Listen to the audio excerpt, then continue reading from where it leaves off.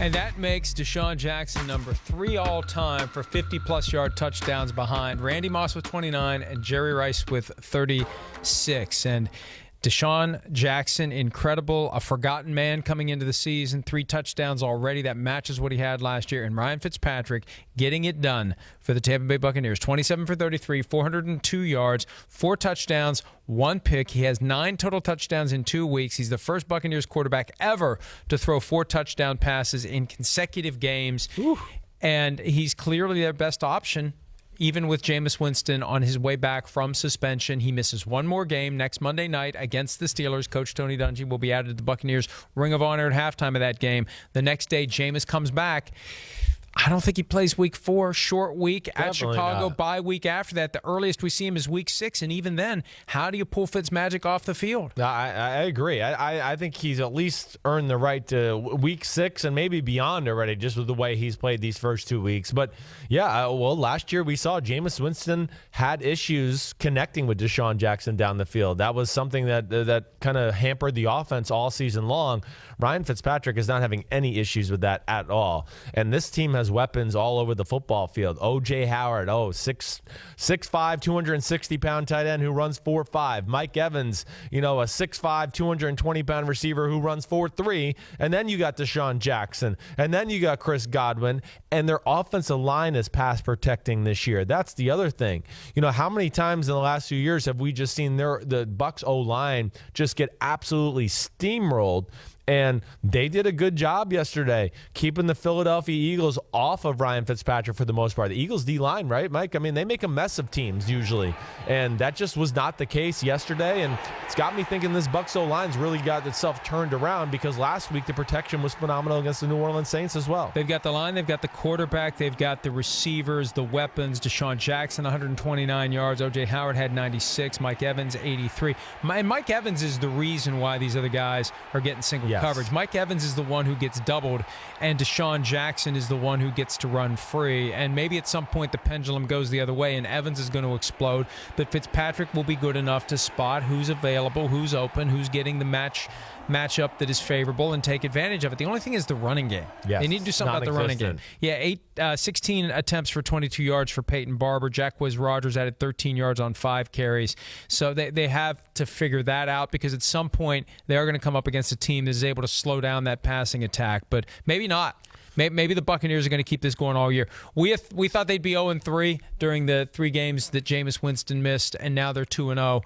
And the Steelers really have to worry about falling to 0-2-1 on primetime Monday night against the Buccaneers because that's going to be scary. I figure the Buccaneers will be favored in that game. I figure they'll be a 2 or 3 point favorite in that game. Well, they probably will be. At least I'm going to give them at least a 1 point favorite, something along that line. But yeah, the Steelers defense and the way they played yesterday. Yeah, this is not Patrick Mahomes throwing the football, but the weapons are up there in that class as far as what they can do with big plays. And like we were just talking about, if they can pass protect against the Steelers, then yeah, the Steelers have showed us nothing in the secondary that's just eye-popping that we go, oh, this is an unbelievable unit. They played good in week 1.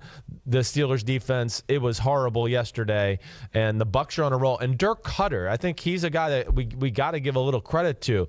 What he does on the offensive side of the ball, yeah, they haven't been running the ball well, but man, he makes you defend every inch of turf on the field as well with his pass game design. It's aggressive. They don't look for 2-yard, completions out of the backfield or anything like that. When they drop back to pass, they are looking for 20, 30-yard completions, and they strike fear into defenses that way. And they got their mojo going right now in Tampa. And the Eagles now 1-1. They had 3 extra days to get ready for that game. Yes. Nick Foles apparently on his way out. Carson Wentz, there was a report yesterday, I think, from ESPN that Carson Wentz will be cleared this week. That's the anticipation. He'll be able to play next week against the Colts. That gives him a little bit of a mini preseason. They have the Colts stats. Who do they have week 4 before they have the Vikings come to town week 5? But that would give Carson Wentz a couple of games to get his sea legs before facing the Vikings. Stats, do you have that? Offense is concerning. Titans. They got the Titans. See, so I don't want to take anything away from the Titans or the Colts. They both won yesterday. but it's not the Vikings. And this gives Carson Wentz a chance to play a couple of games before the Vikings come to town, and then they go to the Giants. They've got the Panthers. They go to the Jaguars. They get some tough games coming up week 5 through week 8. Their bye is week 9. So I think that this Colts-Titans, kind of like mini preseason for Carson Wentz, may be a good way to get him ready for the big games coming up. Hopefully, the offense is still a concern. I mean, it was just too little too late yesterday. Foles played better, certainly, and made some plays. But, again, let's remember, this Bucs defense had no Brent Grimes, no Vernon Hargraves, 2 of their best players in the secondary, 2 of their best cover guys. So they were out there, and the Eagles, of course, fell behind 27-7, made a valiant comeback to make the game close and competitive. But I think, again, let's not underestimate the value of Carson Wentz and his ability to make huge throws down the field, escape the pocket, extend plays. All those things, can get teams over the hump maybe in the first half when the Eagles offense was kind of stumbling along. Great quarterbacks can make a few plays to jumpstart your offense to where you're not behind 27-7. And I think that's what they're missing right now in Philadelphia. Yeah, and how different you feel about a team after one game. Because week 1, all right, here we go. The Eagles are still the Eagles, and Philly, and finding a way to beat the Falcons. And now you go on the road, a game that they spent the entire offseason from April on thinking, hey, this is a gimme. We'll go beat up on the Buccaneers. Not so fast. 1-1, and a couple of easy spots coming up. But then, like I said, week 5 through week 8, very difficult for the Eagles. And maybe they're going to realize that they're not the team they were a year ago.